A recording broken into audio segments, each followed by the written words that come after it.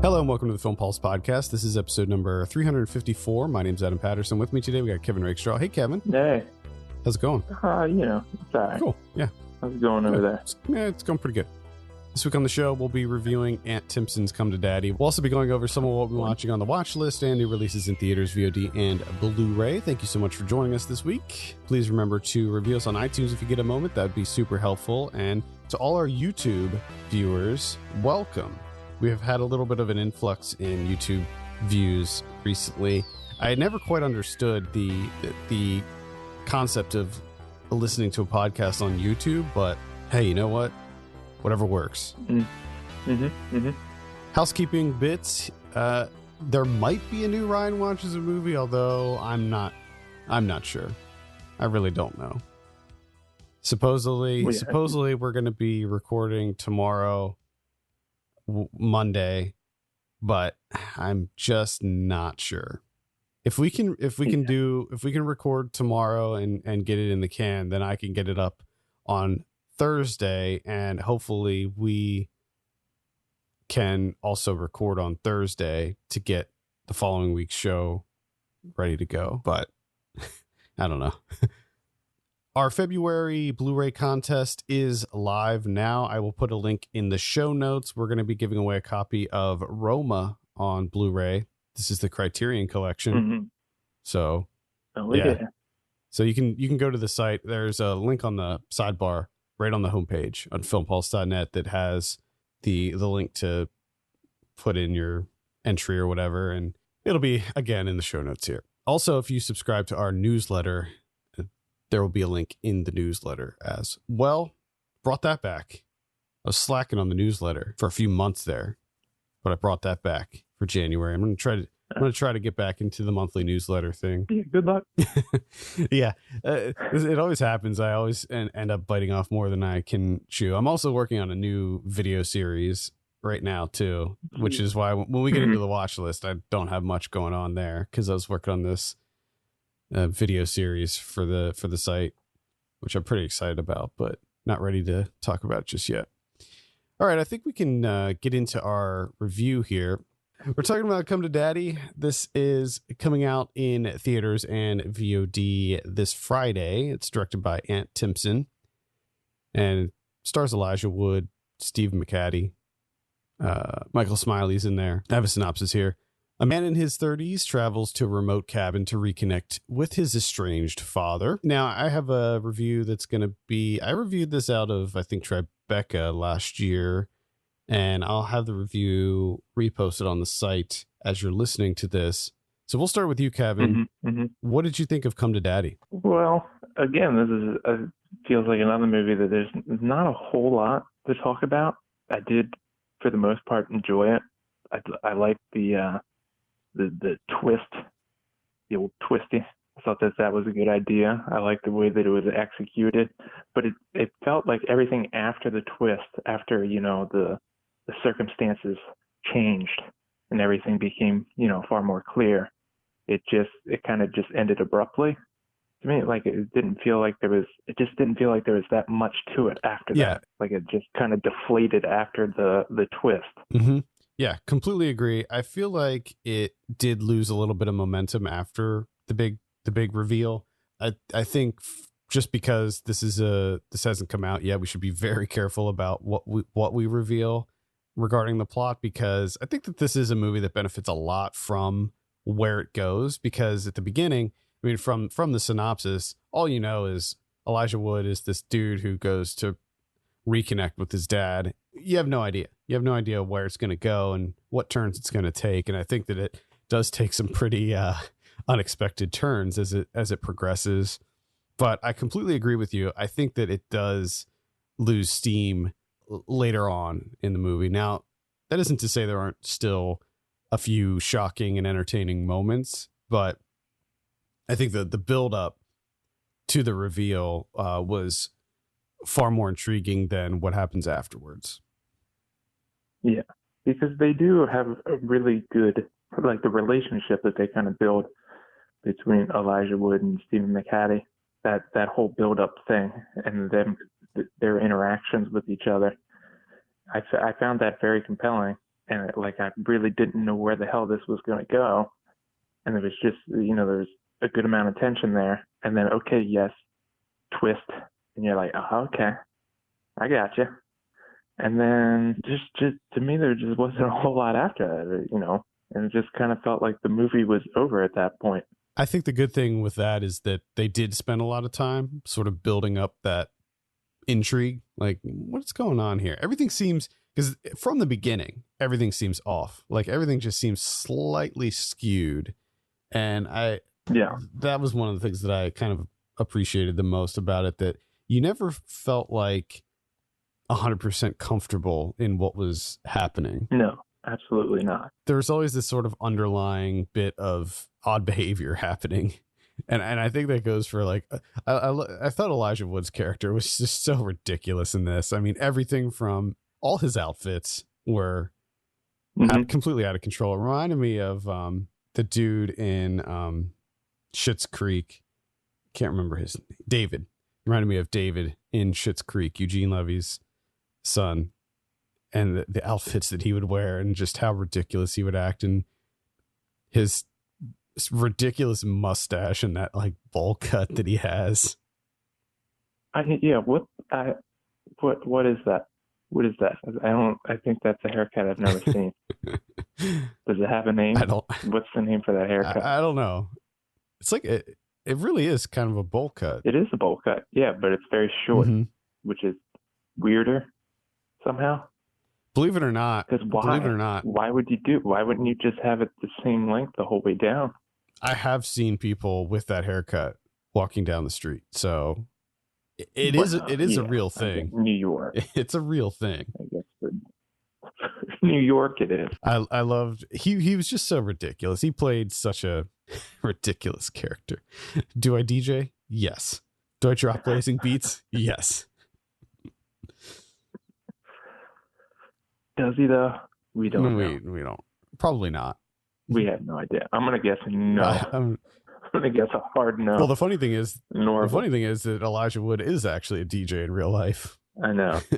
Yeah, and if it's anything like Elijah Wood, like, is he a DJ though? No, he's not. Right? Doesn't he just he uses an iPod? I don't know. I thought I remember that being a thing. Like it was a joke. So I did appreciate that being in the movie. I don't know. I know I feel like he's just Elijah Wood in this movie, but his name is Norval. Yeah, I did like that his name was Norval. I like what Elijah Wood's doing now. He seems to be picking projects that truly interest him. Like his character in what was the Netflix one, the Macon Blair one? I had the long title, something about yes. I can't remember the name. I don't feel safe in the world. I don't want to live in this world anymore, or something like that. Some shit like that. His character in that was really great too. I did love his supposedly gold iPhone that was it like Lord gave him or something. And I love the whole Elton John scene too, when he's trying to tell his dad that he knows Elton John and that Elton John was his father figure, and that when he challenged him, and just how that whole scene progressed, because that's when you know like something's not right here. There's like there's something really off about his dad. And then of course the scene when his dad completely loses it on him and calls him a rat fucker and tells him that I did appreciate the commitment to the rat fucker bit. Stuff. He wouldn't let go. He didn't move on to anything else. Just expanded. He stuck with that, and he built a lot of detail into, finding a rat carcass in his pelvic bone. You stuff rats up your vagina. There was a lot of odd humor in this too. I thought a lot of it was pretty funny. Yeah, but I did feel like when it didn't work, it really didn't work, which I think is always the risk that you take with that type of humor. Like when it hits, but man, when it falls, yeah, like it really falls flat. Like the scene when he gets attacked by that one person, and like the whole where like the toilet paper is like stuck on him, like that. to me, that just fell really flat.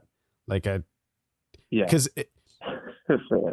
that felt like something from like the early 90s. It was so dumb, and that didn't work at all. But then there were like some just odd little bits, like the like the cop telling him that he can burp on command. Like that was kind of stupid, but that was something that worked for me. Just the cop trying to make him feel better about this situation, and by telling him that he can burp on command, and then he does it. Yeah. You know, I don't have much else. Like I liked the twist. I was like, wow, I like that. It's a good idea. That was well executed. And then again, everything after that was just kind of like, all right, I gotcha. You do get to see Elijah Wood gets skewered through the mouth in one scene, and he leaves it in his mouth for like way longer than he probably should. Yes. And then what happens after that was really when I saw that, it made my skin crawl. Yeah. Well, and also it shows you that Norval's really not smart at all, because he wasn't involved with that. He could have just left, but he's just like, yeah, I'm gonna make myself the main suspect. Mm-hmm. Dummy, fucking idiot. Well, it's clear from the very beginning that he's not necessarily the smartest person. I really like there was just this one scene at the very beginning when he's wearing that ridiculous like Puritan hat thing that he has, and he's walking down the beach, and the hat blows off his head, and he just stops and he just turns and looks, and he just stands there for like a beat, and then just like trying to figure out like, should I go get it or should I just leave it? Yeah, what? It's like a shaker hat. It's like an Amish hat. I've seen people wear those things too. It's what fashion is where you live. Fashion's out of control. I think all of those fashion choices that he wears in this movie are already over. Like the movie's just coming out, but I'm pretty sure I'm pretty sure they're already over. I haven't seen people wear those kinds of outfits for a while. I don't really have anything else to add either, without getting into like spoilers. But even the spoiler talk, I think, would be pretty limited to just discussing what happened. So I don't think it's necessary that we really dive into any spoilers. The only thing that I enjoyed with this the twist is that yes, things kind of ratchet up, but it also keeps this like even keeled, like this just very like matter of fact between all the characters, where it's just kind of like, okay, yes, the circumstances have changed, but it's not that big of a deal. Yeah. And I did find that kind of humorous. This is Ant Timpson's directorial debut. Now, the name may sound familiar because he's a pretty big producer. So he produced Turbo Kid. He did ABCs of Death 1 and 2. He did Housebound, Deathgasm, The Greasy Strangler, Field Guide to Evil. So he did a lot of pretty high profile horror movies in recent years, and this is his first feature. This is his feature debut. I'll be anxious to see more of him, because I think at the end of the day, I think that this was a pretty unique movie, and I liked where it went. So yeah, and I mean, for what it is, it's good. It's good for exactly what it is. It's an entertaining, little movie with a nice twist in there. It's just the biggest thing for me is just after that twist, the kind of like the action sequences that happen there just felt a little. They weren't that memorable. Mm-hmm. I just thought that those would stick a little bit more. All right, that's Come to Daddy, and again, that's going to be in limited release and VOD on Friday, so check that out. Let's go ahead and give it a score. I believe in my original review, I gave it a 7 out of 10. Now, that was in a festival setting, so there was a bit of a festival bump there. That did get a festival bump. After seeing it again and being able to process it some more, I'd probably knock like half a point off. I'd probably give it somewhere like a 6 or 6.5 at this point, but okay, I'm not changing my score on the review. So I think I'm right there with you. 6.5. Good performances too, by the way. We talked about Elijah Wood, but we didn't really get into Stephen McHatty's character, and he plays a real nut in this. He always kind of plays a nut, but he did a really great job in this, playing this real creep. Yeah, he's really good at playing that unsettling guy that just like kind of switches. Mm-hmm. Enjoyed it. And then of course Michael Smiley's always plays a creep too. He does a good job of playing the creep. Now he doesn't always play a creep, but when he does a good job with it. And there was a little role for Madeline Sami in there too from the Breaker Uppers. Mm-hmm. Get to see her in there. She didn't have much to work with, but she had a few funny one-liners in there. Yeah, I could have used more of her. I'm wondering if this was shot in New Zealand. I'm pretty sure it was, if I remember the opening credits correctly. I know that it was a New Zealand production, but it says country Ireland, Canada, New Zealand, US. Okay. Wait a minute. A little bit everywhere. Okay. Let me hold on. Filming locations: Vancouver, British Columbia, Canada. Okay, so it was shot in Canada. Okay. Yeah, looks like it was shot in BC. Okay. Interesting. Yeah. Actually got beaches like that? Yeah, I was surprised. It's a really cool location. The house is a really cool, it's like sort of cliffside beach house. Really cool. Could have used some stairs though. I think they didn't really think that through. I know. There had to be another entrance to that place, right? I know. I thought that several times. I'm like, wait, you have to climb over all those rocks to get to the house? You have to like climb up. Clearly, there's got to be another from the There side. has to be a better way. All right, that's Come to Daddy. Okay, let's talk about someone we've been watching. Kevin, I think we'll start it with you this week. What do you got? What do you got going on? I saw The Dead Don't Die, the Jarmusch. Oh, okay. So I saw that guy. I kind of forgot about this movie, and then I was like, okay, yeah, I'm gonna watch The Dead Don't Die. This should be a fun time. And for the most part, it was. I didn't hate it. There is a decent amount of stuff in this movie that I actually enjoyed and I found funny. But also, at the exact same time, it felt like a huge waste of time. Mm-hmm. Like, there was no point to this whatsoever. And, like, we just really didn't do anything. I feel like it was just a big wasted opportunity. Yeah, I mean, I loved, like, them, like, coming to terms with it might actually be zombies. I did like that. And then it became fully on zombies, and everything from that point on was just kind of dumb and pointless. And it's just nothing really much to say. And it just felt like this was made just for him. Like, he really enjoyed himself making this, and I'm sure he probably enjoys watching it, but it feels like that's who it's for. It's for Jarmusch, not for anyone else. It could be. Great cast in it, and there were some. I thought that there were some pretty funny bits, but I do. Yeah, I love when Bill Murray's like, "What do you think it is?" He's like, "Ghouls." Yeah. Undead. That was one of my favorite things. How they immediately see the crime scene, they see what happened to these people, and they immediately go to zombies with it. Well, first it was wild animals, or several wild animals. Everyone keeps saying. That's right. Yeah, I thought it was just. I guess the Jarmusch just wanted to take the piss out of zombie tropes and make a fun little movie about it with a ton of people, and I feel like the script wasn't quite there as far as no, because I mean it's humorous in a couple of parts here and there. I thought I like Adam Driver's character in this, and I did love some of the meta stuff, but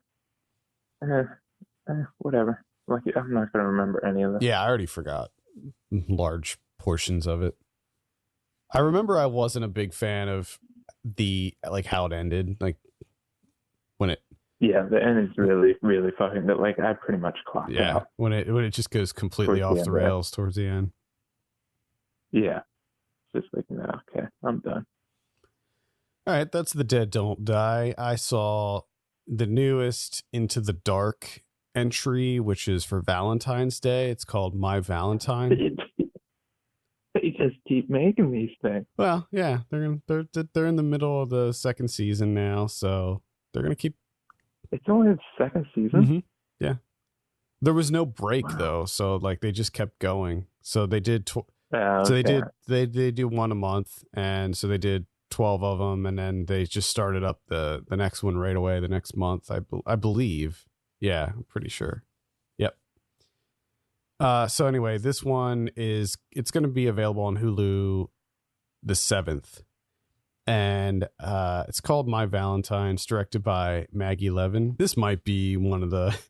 I don't know if it's the worst one, but I really did not enjoy myself with this one. The premise is this a pop singer who her ex-boyfriend ended up stealing not only her songs but Mm. her actual look too. So like he was like this really abusive boyfriend slash manager, and right when she was like starting to blow up and get some notoriety, she ended up leaving him because of how horrible he was, and he like immediately found another quote unquote girlfriend and sort of groomed her and molded her into the other woman's image, and she became like really famous and really big. And finally, after a period of time, the original woman was like, all right, you know what, I'm not going to keep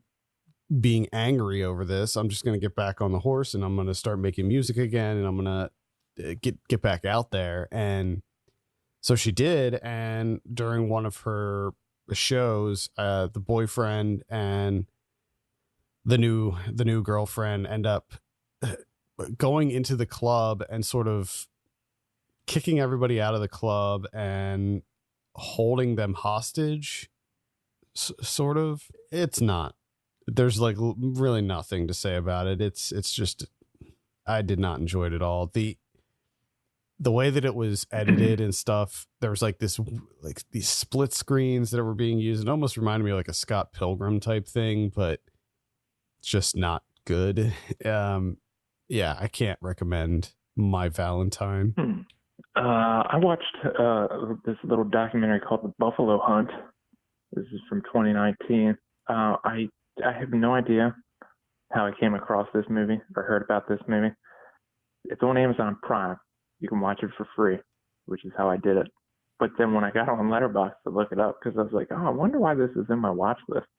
At the time, only 4 people have logged this on Letterboxd, so I don't know where I heard of this movie, but ended up watching it. It's a pretty much the exact kind of documentary that I like, where it's just this kind of slice of life type deal, where there's really no involvement from the documentary side of things. It's just a camera on people doing things. So what it is they're out in the Pine Ridge Indian Reservation in South Dakota, and they kind of tag along for this sacred buffalo hunt.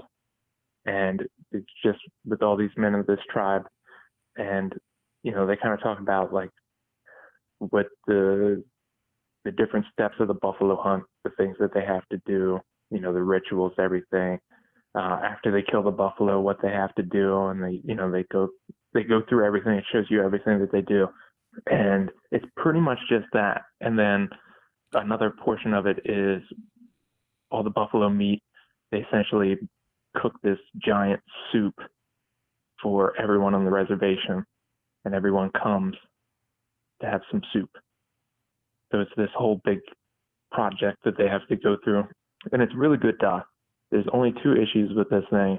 Is during one sequence, they're singing like this traditional Lakota song before they go out for the buffalo hunt, and for whatever reason, the director decides to play that like really shitty, somber, like piano tinkling type stuff that seems to be in pretty much every movie nowadays, where it's really, really sparse.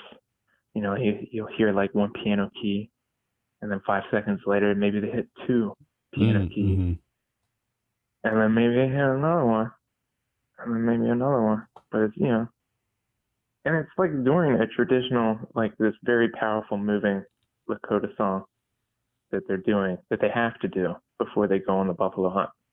And you're putting this like on top of it when don't fucking need to. Like, just let it be. I don't know why you thought that was a good idea. And then also during this is where the biggest issue with this movie comes up is the editing. For some reason, they do these very rapid like cuts. Like, they're all standing in a circle and they're singing the song, and then it'll just flash to something else real quick, just real quick. A guy's like putting something in the trunk of his car, and then it comes back to them standing in the circle, and it's like, okay, that's weird, but whatever. But then they do it like 12 times in a row, and it just keeps quick cut, and I don't know why. Like, it didn't make sense to me, and they do it numerous times throughout the movie, and it's just a huge distraction. Because this very open area, obviously, on this Indian reservation where they're hunting these buffalo. You have this beautiful landscape, this openness to it, and then you just, for whatever reason, you keep doing this like real quick editing thing for no reason whatsoever. It's very bizarre. But outside of that, everything's great. It's just that really like put the damper on things. Okay. That's The Buffalo Hunt on Amazon. The only other thing that I saw was the Oscar-nominated shorts Animation. This is in theaters right now. I'm not sure if it's on VOD or not. I'm not quite sure about that. But the nominated shorts this year were quite good. All of them were quite good. I guess there were some weaker ones, but they were all quite interesting. None of them were just straight up CG, which I thought was refreshing. Okay. There was one called Daughter, which was I believe a Czech film, which was stop motion. But the interesting thing about this one was it was stop motion, but it was shot like it was an actual like live action film. So there's like lots of what I guess is like a simulated sort of shaky cam, like handheld shaky cam. And when the way that they employed it, it made it feel like it made everything look a lot more real, even though like the characters, the stop motion characters they're not meant to look like real people at all. They almost look like dolls or something. But that was quite good. Basically, that was about a daughter who is her father's on his deathbed, and she's sort of reminiscing about her relationship with her father. And by the way, all of these, so there's 5 that are nominated. All of them are tearjerkers. Like, all of them are really heavy. Hair Love is the one from Sony Animation. Most of you probably heard of this one. It's about a father and daughter, and he's sort of trying to get his daughter's hair under control. Really, really heartfelt. Really, that one's really wonderful too. And that one's sort of a 2D animated one that's like has some CG mixed in. Same with Kit Bull. Kit Bull is the Pixar one that is really wonderful. It's about a little kitten who sort of befriends a pit bull who's being abused and forced into dog fighting. So that one's pretty heavy too. But that one, it has this really interesting look too. It's almost like got this kind of sketch look. Hard to really explain that one, but that's available on Disney Plus if you have Disney Plus as well. There's one called Memorable, which is from France. This one is probably the most visually arresting of all of them. Maybe my favorite one. It's essentially about an artist who is diagnosed with a neurological disease, and it kind of goes through the process of him gradually losing his perception of like reality. But the way that it's represented is really pretty wild. Like, because he's an artist, things start to sort of melt and turn into like oil paints and stuff. Very hard to describe, but when you see it, you're just like, wow, this is pretty incredible. Also really sad. It's sad, but also sort of heartwarming at the same time, where that one goes. And the final one is called Sister. This one is told with like, it's also stop motion, but it's like the characters sort of look like these stuffed dolls. And that one's pretty interesting too. That one sort of takes a look at China's one child policy. So all five of them are really, really solid this year. I'd say that Memorable probably has my pick for the win, but again, I would recommend checking all of them out because they're all really great. Sounds real good. Oh yeah, you'll probably love all of them, and I think Memorable will probably be the highlight for you. Nice. I watched Black Orpheus from 1959 on the Criterion Channel. This is, a retelling of the Greek legend in Rio during Carnival. All right. So 1959, bossa nova music, Carnival, all the stuff that happens in that aspect, like all the Carnival, like them getting ready for Carnival and practicing their dancing, getting their costumes, and then the actual Carnival with the parade and everything. All that stuff is fantastic. The soundtrack is incredible. I mean, it just looks absolutely unbelievable. The locations, I mean, the scenery, the landscapes, it's all fantastic. Like the actual Greek retelling, the retelling of the Greek legend portion of it, like it's okay. It's all right. It's kind of mediocre, but everything that you get to see in terms of like what they put it into with Carnival is pretty fantastic, and it's really enjoyable watching that portion. I actually really didn't care about the whole Orpheus retelling because you kind of get distracted by it because there's so much going on Carnival. You got all these unbelievable costumes, you got dancing, you got the music, and it's just kind of like I'm more interested in that stuff. I don't really care about the Greek legend. I don't need that. I'm here for Carnival. Give me that. Mm-hmm. So it's an important movie because it's 1959.